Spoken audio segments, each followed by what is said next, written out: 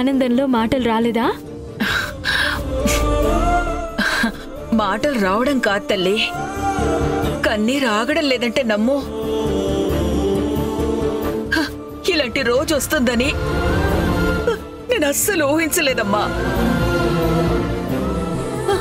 అందుకే మీ నాన్నలానే ఏం మాట్లాడాలో కూడా తెలియడం లేదు. మీ ఆనందాన్ని డైరెక్ట్ గా ఇంటికొచ్చి చూస్తుంటే ఇంకా బాగుండేది. చాలా మిస్ అవుతున్నాను. పర్లేదమ్మా, ముందు నువ్వు గుడికి వెళ్ళు, మనం తర్వాత కలుద్దాం. సరే నాన్న, ఉంటానమ్మా. అలాగేనమ్మా.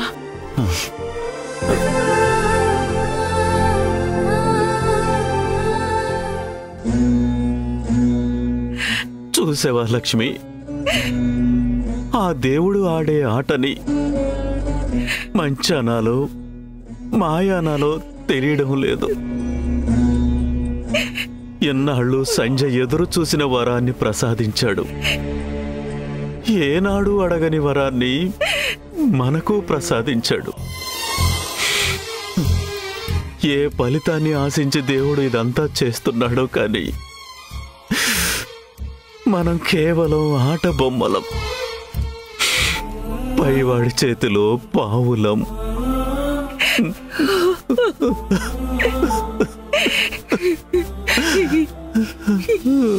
ఏమండి, ఇప్పుడేం చేద్దామండి? ఎంత చెప్పినా ఈ ప్రశ్న వేసావు చూడు. ఇదే మన మనుషుల తాలూకు అమాయకత్వం. అది కాదండి, కొడుకు వస్తున్నందుకు ఆనందపడదామా? కోడలు ఆకాష్తో సంతోషంగా ఉన్నందుకు విచారిద్దామా? అసలు సంధ్యకి ఇష్టం లేకపోయినా పెళ్లి చేసినందుకు బాధపడదామా? ఇన్ని ప్రశ్నల ఇరకాటంలో పడేసిన ఆ దేవుడికి అంతా మంచి జరగాలని కోరుకోవడం తప్ప ఇప్పుడు మనం ఏం చేయలేము లక్ష్మి. ఎప్పుడో రాత రాసిన వాడు ఇంకెన్ని చిక్కు ప్రశ్నలు వేస్తాడు.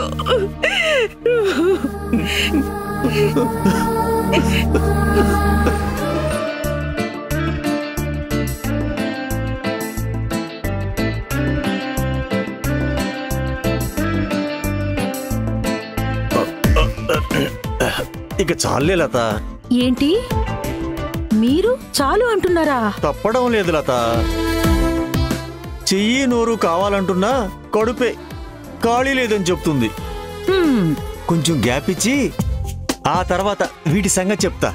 అది కాదండి, ఇప్పుడంటే వేడిగా ఉన్నాయి, తర్వాత చల్లారిపోతాయి కదా, రుచి కూడా మారిపోతుంది. నాకు పెట్టత్తయ్యా, నేను తింటాను. రా ఆకాష్, కూర్చో.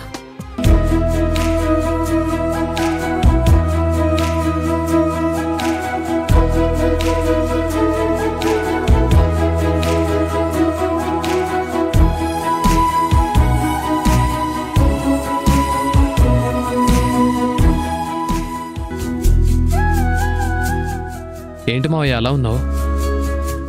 గారెలు ఎక్కువై మొహం మొత్తేసిందా? గారెలే కాదురా, నువ్వు చేసే గారెడీలకి మొహం చెల్లడం లేదు.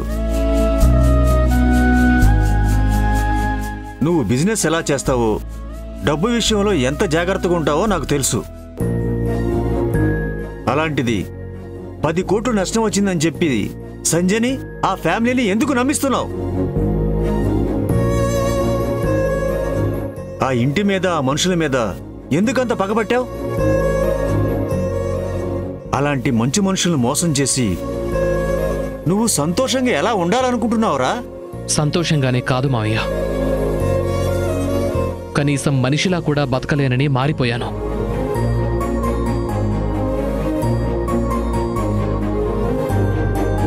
చేసిన తప్పులకు పశ్చాత్తాపంతో మనస్ఫూర్తిగా సంధ్యకు సారీ చెప్పాను. నాలో మార్పు మీకు కూడా తెలియాలనే మీ దగ్గరకు వచ్చాను.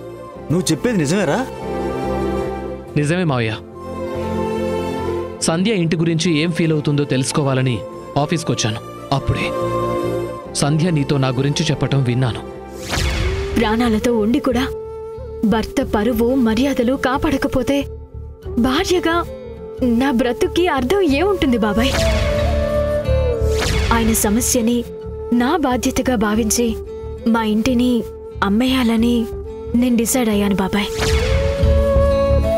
సూర్య జ్ఞాపకాల కన్నా ఆకాష్తో జీవితం నాకు ముఖ్యం. మంచైనా చెడైనా ఇక నుండి అంతా ఆయనకి నచ్చినట్టే ఉంటాను. ఆయన చెప్పినట్టే వింటాను.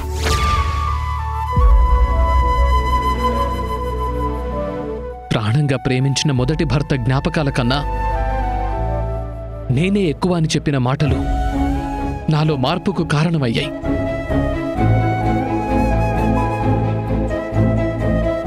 ప్రేమకి స్వార్థానికి తేడా ఏంటో స్పష్టంగా తెలిసింది. ఇన్ని రోజులు సంధ్యని బాధ పెట్టినందుకు నా మీద నాకే అసహ్యం వేసింది. ఆ కోపం అసహ్యం నుంచే సంధ్య మీద ప్రేమ పుట్టింది. ఇంకెప్పుడు తనని బాధ పెట్టకూడదని మాటిచ్చేలా చేసింది. ఆకాష్,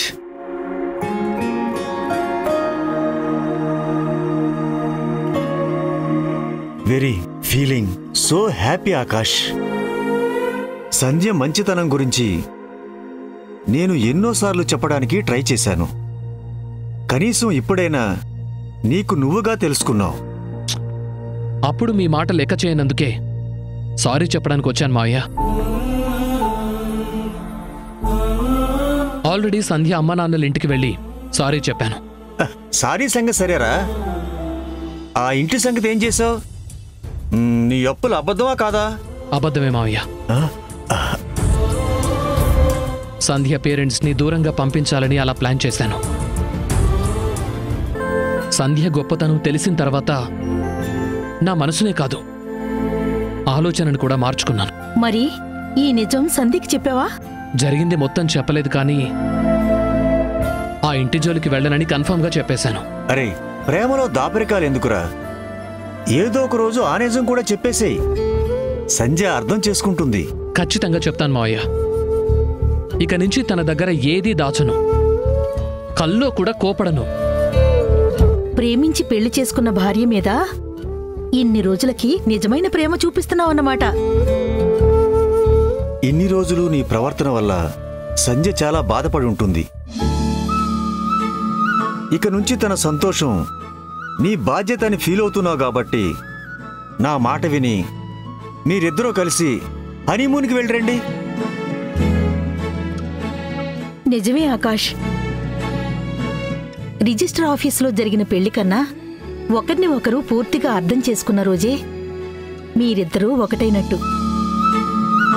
ఇలాంటి సందర్భాన్ని పండగలా జరుపుకోవాలన్నా, మీ ఇద్దరి మధ్య ప్రేమని ఒక జ్ఞాపకంగా మార్చుకోవాలన్నా హనీమూన్కి వెళ్ళి రావాలరా.